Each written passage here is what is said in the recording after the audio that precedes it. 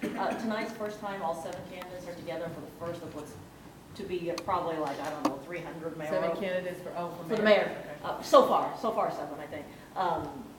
For what's to be like a number of mayoral forums. You've been through many of them yourselves. Can you talk to us a little bit about, is there any tricks to surviving all dozens of them in the community, and what kind of messaging it takes to kind of cut through the clutter of all of this, having been through many of them yourself? Or do you, or does it all start sounding the same at some point? My advice is to tone out the rhetoric and look for actual solutions. I happen to believe that the reason that I was successful 6 years ago as I was navigating through all of that is that I didn't spend a lot of time pontificating. I just said, this is what I would do, and I would go into detail. And I think citizens are hungry for real information. It's great to complain about potholes. We all complain about potholes. We have a horrible pothole situation. It's getting better, but we have a long-range plan and a short-range plan to deal with it. If a mayoral candidate, instead of saying, you know, everybody hates potholes, where are you going to move more money from in order to put more money into that system?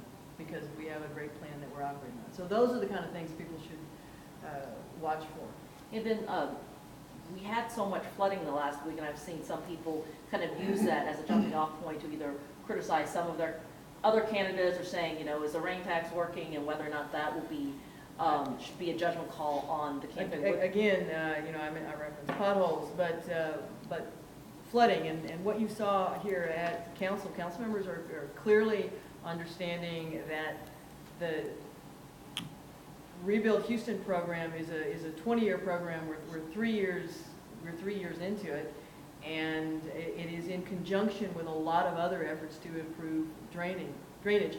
The work on the biosystem, particularly Braze Bio, it worked. It clearly worked. There's at least 1,000 more homes that would have been flooded without the money that we put on Braze Bio.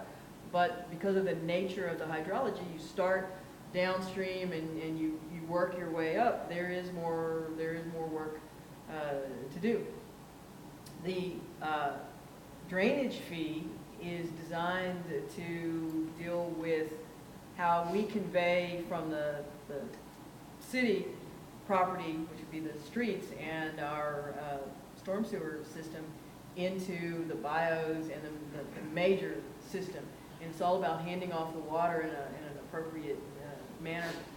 Rebuild Houston is working exactly as it is intended, and over the next 20 years, again, any mayoral candidate that promises a quick solution to drainage, laugh him out of the room.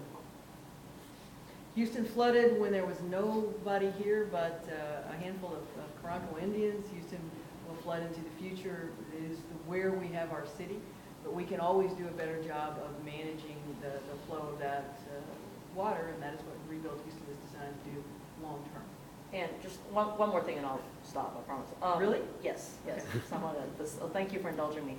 I'm asking for another reporters. Are you aware of any a project relating to, I guess, Rebuild Houston and 9,000 block of Green Willow that maybe the contractors walked off? I think it's near the United Orthodox Synagogue, where they think that there hasn't been work done in the last couple of weeks, and they feel like I didn't know if you've gone. I had not. If anybody who has a question about a particular public works project needs to either contact the Public Works Department or my office, and we will forward the question over to Public Works. If the contractor walks off the job, it has nothing to do with the Rebuild Houston program. It's a contractor not fulfilling their obligations. We need to know that. But I'm not aware that that's going on, so we just have to ask those questions. The most important thing, you know, I mentioned free press, but give me a moment. The two big questions that everybody in Houston wants to have answered that has been affected by the flooding is, when are you going to take away the pile of debris in front of my house or in front of my neighbor's house? And the other question is, what are we supposed to do vis-a-vis FEMA? Realize that we are 10 days into this process, and we had not just it started with a tornado on Sunday a week ago. We moved into flooding Monday night a week ago. We had localized flooding a second time that week.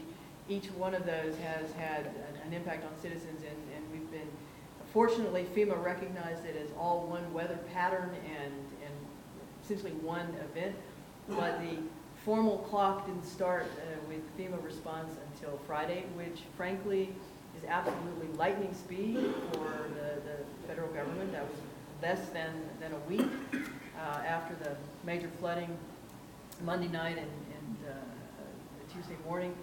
And we will be, I think by the end of the day today, I don't have it yet, but we're working hard to find the location for the mobile FEMA units that will take information. But you can go online right now and register with FEMA that you have had damage. And the same types of, here we go, 1-800-621-FEMA, 1-800-621-3362 for disaster assistance, or you can go to disaster assistance, one word, disasterassistance.gov, and start the process. Don't wait to pull out waterlogged carpet. Don't wait to pull out the couch went underwater. Get that stuff out of the house. Get it out to the curb. We can't pick it up if you don't get it out, and it's not healthy to keep it in the house. Just document, take pictures of what you in the house. Take pictures of it on the curb.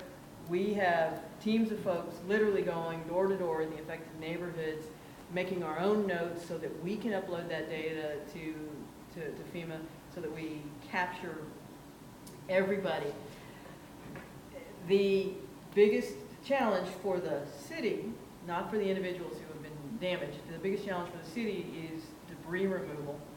And we are already back to normal service this week in terms of your trash and so forth. And we had to skip last week's recycling, but we should be back to normal service. But we're having to do a kind of a two-step here with the normal heavy trash and the debris removal heavy trash. One, we have to quantify it so that the city can get reimbursed, but we also have to make sure that we deploy the resources effectively. And we have outside contracts under our pre-existing emergency debris removal, which we have in place for hurricane season. So we have city crews, we have outside crews. Our city crews are working 6 days a week. They're on mandatory overtime. We're pushing it out, but we're trying to pick up both on as close to schedule as possible. First Wednesday's heavy trash collection for the A-Leaf area will be delayed until Saturday because those crews are having to be moved, but we will pick up on Saturday, which we don't normally do. First Wednesday heavy trash collection for the Northeast Service Center area, which is Montrose, Midtown, Washington Heights, will be as normal, but we may have to come back later and get, if you put some out really big, we may have to come back later because all the heavy equipment is again in other parts of the city. Southeast Houston heavy trash service will be as normal, and anything that we miss, don't call us this week, please, because we're going to be scrambling. We want by next week to be entirely back to normal as if we can.